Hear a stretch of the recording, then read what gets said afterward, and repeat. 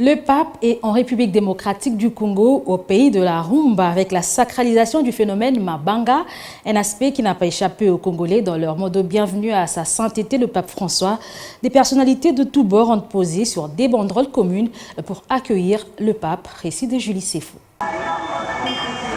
Le pape François accueilli à la congolaise. Des panneaux sur les artères et les places de grande visibilité de la ville de Kinshasa sur lesquels le Saint-Père sourit et salue. Sa salutation vaut une bénédiction. Voilà qui attire plus de sympathie. Ces banderoles, voire des affiches, précisent la visite papale en République démocratique du Congo, renseignent sur le message que vient aborder le Saint-Père dans une république meurtrie par la guerre à l'Est et par la misère en général. Au-delà de l'aspect universel, la spécificité du pays de la rumba.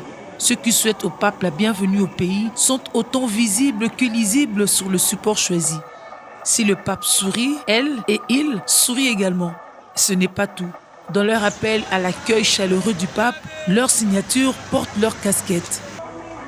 Ici, des personnalités politiques et ou sociales impriment leur marque dans un seul élan, l'accueil du pape. Les effigies en couple d'annonciateurs et de celui qui s'annonce se précipitent parfois à l'espace pour assurer une bonne présence. La visite papale, au-delà du spirituel, est culturelle.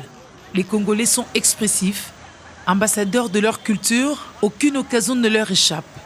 Ils savent saisir la balle du bon côté pour rester dans le contexte.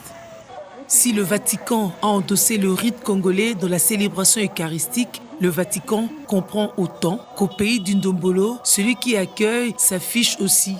Le caillou, dit pierre de la chanson congolaise, est plus qu'un style de vie à la congolaise donc. Bienvenue, Pape François.